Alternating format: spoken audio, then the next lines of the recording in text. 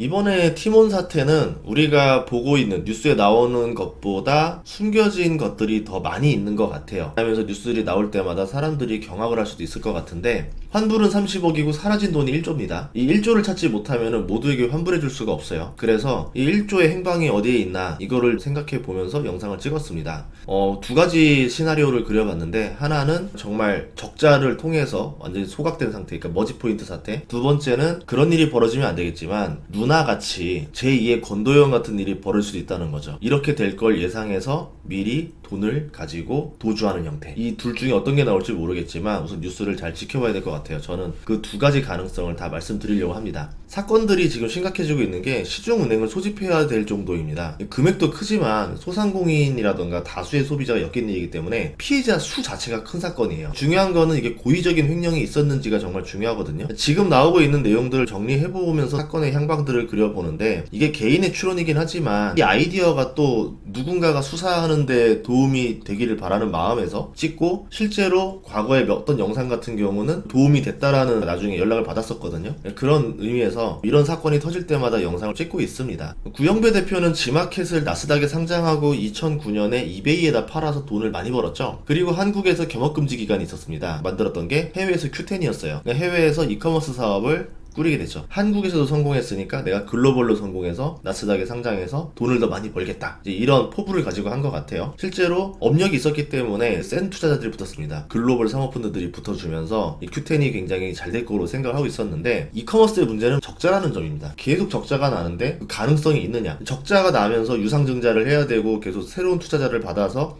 그 적자를 버텼을 때 정말 흑자가 낼 수 있는 기업이냐, 시장을 완벽하게 장악할 수 있는 기업이냐가 중요한데, 그저 그런 기업이 아니었을까라는 생각이 들어요. 그러면서 전략을 새로 짜는 거죠. 그러면 이 상황에서 어떻게 상장을 할 수 있을까? 이러면서 전략 수정이 들어간 게 아닌가 싶습니다. 큐텐이 수익이 나는 사업이냐가 하나가 의문이었었고, 큐텐의 현금 흐름이 흑자가 아닐 텐데 어디서 현금이 나서 티몬, 위메프, 인터파크, 커머스를 인수했을까? 그리고 왜 인수하려고 하는 것일까? 이 세 가지를 생각해 봤었거든요. 가장 근본을 생각해 보자면은 뭐라도 상장해서 엑시트로 돈을 벌겠다라는 게 가장 기저에 있었던 생각인 것 같아요. 큐텐 초창기 때 이베이도 투자를 했었고요. 여러 사모펀드도 있었고, 그러니까 결국은 엑시트를 목적으로 이 투자자들을 설득해야 되지 않았을까라는 생각이 들었습니다. 그래서 큐텐이 한 전략이 뭐냐면, 한국의 이커머스를 인수하자, 그래서 몸집을 키우자, 이런 전략으로 바뀐 건데, 문제는 당시에 모든 이커머스가 적자인 거예요. 그러면서 몸값도 비쌌어요. 과거에는 지마켓이랑 옥션이 흑자였었죠. 그러다가 이마트에 비싼 값으로 팔렸고, 그때 이커머스들 몸값이 쫙 올라갔는데, 문제는 좀 시간이 지나니까 이커머스가 서서히 주춤하기 시작합니다. 그리고 점유율이 쿠팡만 올라가고 나머지들은 서서히 떨어져 나가요. 쿠팡조차도 최근에 흑자 전환을 했어요. 그럼 나머지들은 쿠팡과는 격차가 점점 벌어지기 시작하고 적자는 점점 심각해지고, 이런 상황에서 큐텐이 손을 내밀었다는 거죠. 그럼 그때 큐텐의 전략은 단순하게 이커머스 시장을 통합해서 쿠팡을 꺾어보겠다, 네이버를 꺾어보겠다, 그런 전략은 아닌 것 같습니다. 11번가라던가 G마켓, 옥션 인수할 때도 뛰어들었던 걸로 알고 있는데, 그게 안 됐던 이유 중에 하나가 뭐냐면 결국은 돈이거든요. 결국 큐텐은 돈이 없는 상태에서 이커머스들을 인수해야 되는 상황이고 규모의 경제가 필요했다. 방법이 하나 있죠. 돈을 주지 않고 사오는 방법이 있거든요. 위메프랑 티몬의 점유율을 합쳐도 7%도 안 돼요. 그러니까 티몬도 보다시피 자본 잠식이 상당히 심각하고요, 위메프도 자본 잠식이 상당히 심각합니다. 둘이 합쳐서 1조 가까이 되고 있죠. 당시에 쿠팡도 적자했었습니다. 점유율은 밀리고 적자는 심하고 그냥 지분을 줄 테니까 합병을 하자, 이런 식으로 몸집을 키웠어요. 나머지들도 인수할 때 그런 식으로 접근하려 했는데,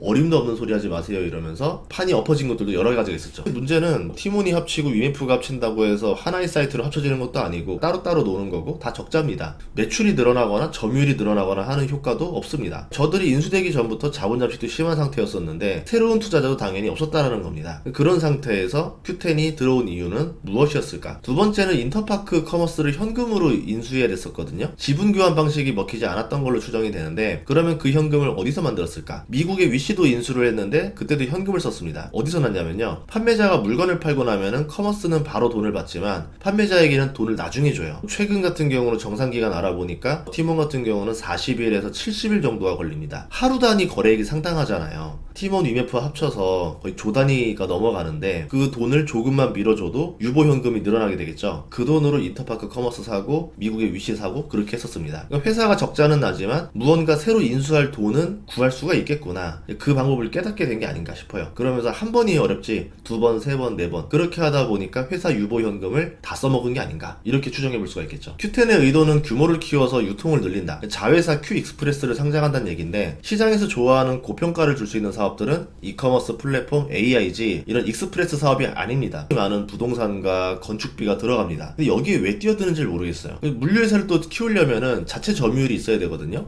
그러면서 물류창고랑 인프라를 계속 늘려가야 되는데 쿠팡도 10년 넘게 걸린 일이었던 거고 거기다가 Q10은 또 해외에 지점이 여러 개가 있잖아요. 글로벌 물류망을 만드는 거는 돈이 더 많이 듭니다. 그걸 돈이 없는 회사가 한다? 애초에 발상 자체가 잘못된 게 아닌가 싶거든요. 그들이 모르지 않았을 거라는 거죠. 그런데 G마켓을 엑스트했다는 후광에 의존한 건지 아니면 플랜 B를 약속받은 건지 사모펀드들도 Q10에 투자를 했습니다. 플랜 A는 Q익스프레스를 나스닥에 상장만 시키면 된다. 그러면 1차 엑시트를 할 수도 있는 거고 이 돈으로 이커머스를 더 인수해서 몸집을 키우는 방법을 택했겠죠. 이 돈으로 위메프랑 티몬의 자본 잠식을 해소할 수도 있었을 겁니다. 근데 문제는 애초에 사업 구조가 적자입니다. 이커머스 자체가 쿠팡 빼고는 굉장히 어려워요. 그래서 하면 할수록 적자 규모는 더 커질 거고 그러면 결국 나스닥에 상장한 것도 유상증자 또 하고 또 하면서 무리수를 반복해야 되겠죠. 어쨌든 Q익스프레스 상장이 계속 안 되면서 회사의 자금은 다 막혔고 폐색이 짙어져 갑니다. 폐색이 짙어져 가면은 퇴각을 해야 되는데 자신의 병사들의 손해를 최소화하는 방법이 하나 있거든요. 백성들을 총알바지로 내몰고 병력과 물자를 안전하게 빼내는 방법이 있어요. 그 방법을 쓰려고 했던 게 아닌가. 그러니까 판매자랑 구매자를 총알바지로 내세우는 겁니다. 그 중에 하나가 상품권 깡이라는 게 있는데요. 상품권 깡으로 현금을 충당하는 방법이에요. 티몬에서는 옛날부터 여러 상품권들을 할인해서 팔았는데 이 금액이 클수록 상품권으로 할인액이 커지니까 사람들이 상품권을 더 많이 구입하겠죠. 예를 들어서 한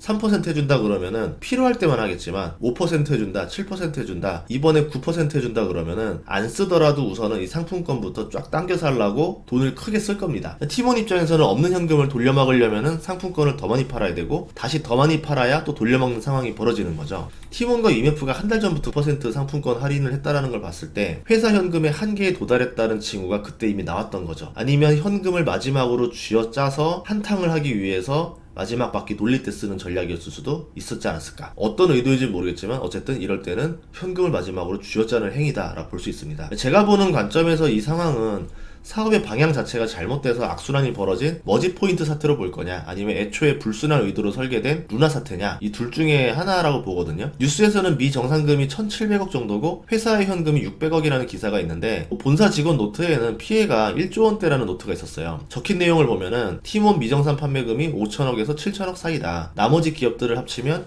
1조 원이 넘는다는 메모였습니다. 어떤 게 맞을까요? 저는 후자가 맞다라 보거든요. 6월 기준으로 보면은 팀원 결제액이 8,398억 원이고요. 위메프가 3,082억 원이에요. 이 둘을 합치면 1조 1,000억 원이 넘습니다. 팀원 같은 경우는 물건이 판매되면은 그달 말일 기준으로 40일 뒤에 정산을 해줘요. 최소 40일에서 최대 70일치의 거래액을 팀원이 들고 있다라는 겁니다. 그럼 중간값으로 55일을 잡으면은 2조 원의 거래액을 판매자들한테 안 주고 팀원이 들고 있다는 거죠. 사업을 지속적으로 한다면 정산대금 기회를 늦추는 방법을 또 쓰겠죠. 근데 그 미정산 사태가 벌어졌다는 거는 거래 대금의 향방을 찾는 것도 중요하다는 생각을 합니다. 안타까운 거는 쿠텐 구영배 대표의 연락이 두절된 상태라는 거예요. 문제를 해결하기 위해서 그런 걸 수도 있겠지만 그 과정에서 계열사 대표들과 직원들이 총알바지를 하고 있잖아요. 의심이 가는 하나는 Q10이 팀원과 위메프의 재무팀까지 겸직하고 있었다는 점입니다. 이게 가장 저는 의심스러웠거든요. 추후 감사 결과 뉴스가 나와봐야 알겠지만 재무팀까지 같이 한다? 이렇게도 할 수 있겠죠. 만약에 마음을 나쁘게 먹으면은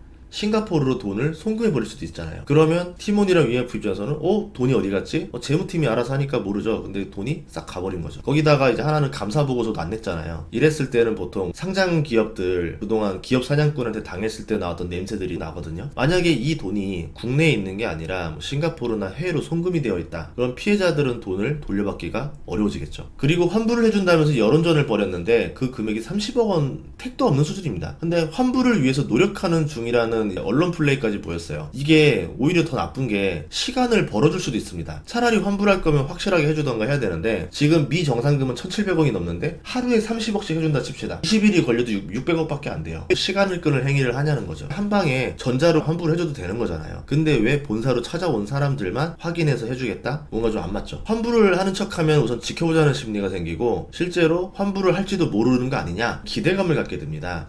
그래서인지 몰라도 아직 구영배 대표가 출국 금지 상태가 아니에요. 언제든지 해외로 나갈 수가 있습니다. 싱가포르 본사로 가서 피해자들 구제할 돈 마련하고 오겠다. 그렇게 나간 다음에 안 들어오면요, 그대로 해외 도피가 되는 겁니다. 그럼 이 일을 제대로 파헤치려면은 구영배 대표의 신원부터 확보해야 되겠죠. 그리고 이 돈이 해외로 새어나가지 못하게 위메프랑 팀원 계좌를 확보를 해봐야 되는데, 해외 판매자들이 있기 때문에 돈이 나가는 걸 막을 수가 없을 수도 있습니다. 지금 팀원 위메프가 싼 똥을 야놀자, 교원, 여기어때, 금융권, 여기들이 지금 피해를 떠안고 있는 상황인데요. 국가도 지원금을 투입할 모습을 보여주고 있어요. 한 기업의 방만한 운영 때문에 여러 기업들과 국가, 결국은 국민들이 피해를 다 전가하게 되는 거죠. 다음부터라도 이런 일을 없게 하려면은 뭐가 핵심이냐면은 거래 중개하는 업체들이 정산금을 과도하게 오랫동안 보유하는 걸 막아야 됩니다. 그 기간 때문에 문제가 많이 생겨요. 이렇게 하거든요. 조용히 입 닫고 있으면은 너 먼저 챙겨줄게. 그 셀러들한테 그렇게 시키는 거죠. 서로 쉬쉬합니다. 소문이 안 나죠. 그렇게 함으로써 먹튀하는 시간을 벌어주게 되는 겁니다. 애초에 그렇게 못하도록 법으로 막아놔야 되지 않을까, 이렇게 생각을 합니다. 다음 시간에도 좋은 정보로 찾아뵙겠습니다. 구독과 좋아요, 알림 설정 해주시고요. 다음 시간도 열심히 하도록 하겠습니다. 고맙습니다.